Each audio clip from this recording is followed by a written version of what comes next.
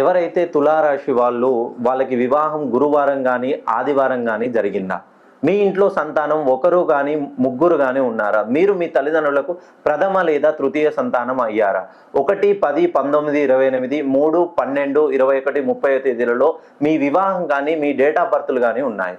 అయితే మీ ఇంట్లో అన్ని కష్టాలేనండి. సో కష్టాలను కొత్తగా కొని తెచ్చుకోరు, మీకు మీరే సృష్టించుకుంటారు. ఎవరైతే ఈ డేట్ ఆఫ్ బర్త్లో జన్మించారో మీకు ఆర్థికంగా నిలదొక్కుకోవాలనుకున్న ప్రతిసారి ఏదో ఒక కష్టం ఉంటూనే ఉంటుంది. మీరు సుమారుగా 30,000 జాబ్ చేస్తారు, 40,000 ఖర్చు పెడతారు. ఎప్పుడు మానసికంగా మీరు ప్రశాంతంగా నిద్రపోయిన రోజు ఈ రోజు వరకు ఉండదు. సొంతంగా గృహం నిర్మించుకోవాలనుకుంటారు, ల్యాండ్ కొనుక్కునే సమయానికి ఏదో ఒక చిక్కుల్లో పడిపోతారు. మీ చేతి ద్వారా ఎవరికైతే డబ్బులు ఇస్తారో అవి తిరిగి రావడానికి వాళ్ళు మిమ్మల్ని అష్ట కష్టాలు పెడతారు. కుటుంబ పరంగా మెయిన్గా ఆరోగ్య సమస్యలతో చాలా అంటే చాలా ఇబ్బంది పడతారు. రోజు రోజుకి మీరు రుణ బాధల్లో కూరుకుపోతుంటారు.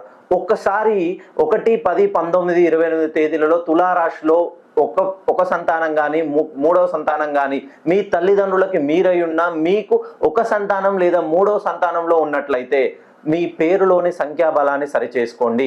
సరి చేసుకుంటేనే మీ సమస్యలకి పరిష్కారం దొరుకుతుంది.